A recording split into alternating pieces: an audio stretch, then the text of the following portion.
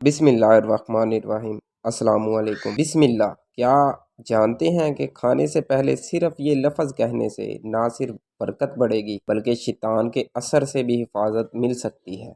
आज मैं आपको हदीस की रोशनी में बिस्मिल्लाह पढ़ने के दुनियावी फ़ायदे, आखिरत के फ़ायदे और अमल ना करने के नुकसान बताऊंगा।